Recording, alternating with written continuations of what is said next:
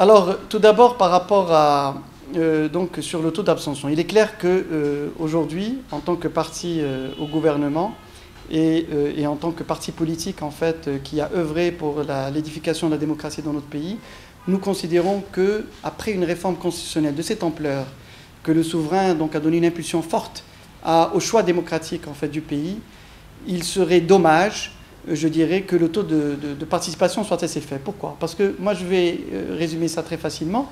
C'est comme si on avait un chèque en blanc. Aujourd'hui, il faut le remplir. Il est signé, il suffit de le remplir.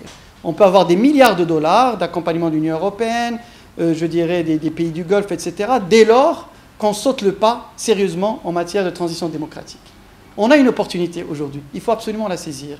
Et donc, c'est la raison pour laquelle je lance un appel à tous les citoyens pour aller voter, pour barrer la route à ceux qui falsifient les élections, qui achètent les voix, et en même temps pour donner plus de sens aux institutions qui sont élues, et pour donner plus de crédibilité à ces institutions, parce que sans institutions crédibles, il est difficile d'avoir un gouvernement crédible, et donc il est difficile d'avoir une véritable réhabilitation du politique dans notre pays, qui va ouvrir la voie à la mise en œuvre des politiques publiques pour le choix des citoyens.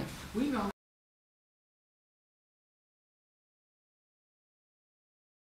Alors, la réforme de la compensation, c'est vrai que beaucoup de gens disent que rien n'a été fait au niveau de cette réforme.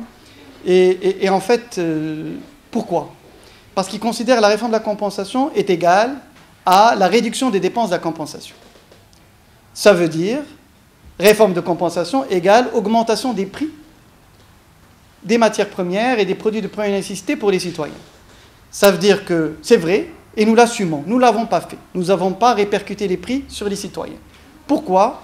Parce que nous considérions, que le Maroc, en fait, traversait une crise internationale qui était particulièrement élevée, et que, par conséquent, aujourd'hui, on avait une baisse de la demande extérieure, et qu'il fallait suppléer à cette demande extérieure par la demande intérieure, par le renforcement de la consommation des ménages, et parce que nous avons fait des simulations qui ont démontré qu'on aurait une inflation de plus de 4 points, c'est-à-dire qu'on passerait d'une inflation de 1 point à 5%, ce qui se traduirait par une baisse de la croissance économique, mais pire que ça, par une augmentation du taux de pauvreté de 9% à 11%.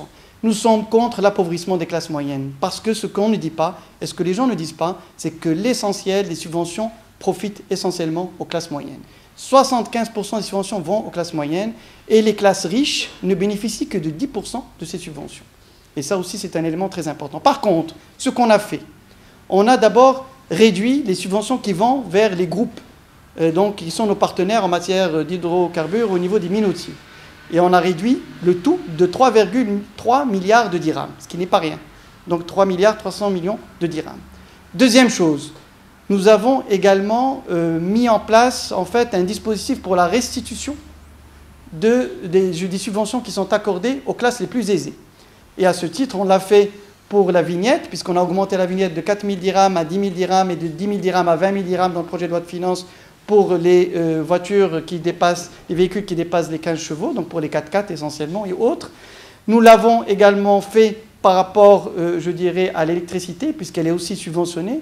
Et donc la restitution pour ceux qui consomment plus de 400 kW, qui sont les personnes aisées.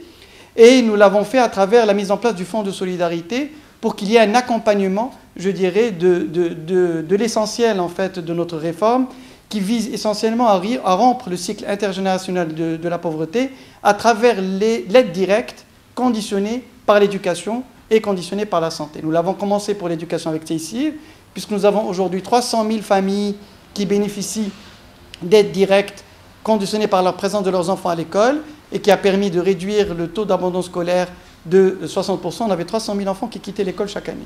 C'est pas rien.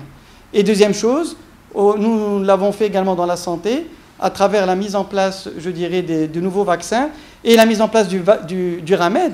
Le RAMED, il faut le dire, le régime d'assistance médicale qui va permettre à tous les citoyens pauvres de bénéficier de soins de santé gratuitement. On va enfin avoir la gratuité pour ces personnes, je dirais, les plus pauvres, les plus démunies. Et ça a commencé dans cette asile. Nous avons plus de 210 000 personnes qui en bénéficient déjà. Et à partir de fin décembre, ça sera généralisé sur l'ensemble du territoire.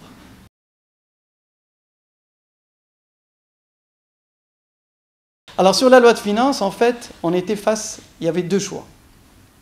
Le premier choix qui consistait à dire, Donc on doit, puisque les élections approchent et qu'on est dans le cas d'élections anticipées, on doit soit ne pas discuter la loi de finances, soit présenter une loi de finances minimaliste qui ne permet pas véritablement, je dirais, qui ne suscitera pas de débat, de remous pour pouvoir avancer. Et il y avait le deuxième choix qui consistait à dire qu'on avait besoin de présenter une véritable loi de finances parce que nous sommes aujourd'hui face à une situation d'attentisme au niveau du secteur privé et qu'on ne peut pas se permettre de mettre le Maroc entre parenthèses pendant 6 mois jusqu'en mars de l'année prochaine.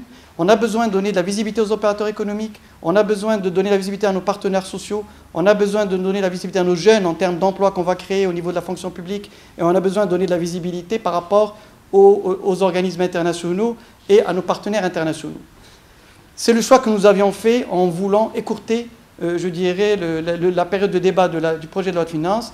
Malheureusement, il faut le dire que nous avons eu beaucoup de retard sur les lois électorales. Ces lois électorales, comme vous le savez, donc, ne sont pas encore bouclées date d'aujourd'hui. Et par conséquent, nous avons considéré qu'il était important de maintenir le projet de loi de finances tel qu'il a été, je dirais, préparé, mais en même temps qu'il s'agissait de nous concentrer nos efforts pour faire passer ces lois électorales, pour que le changement politique puisse se faire, pour que le changement économique et social puisse suivre.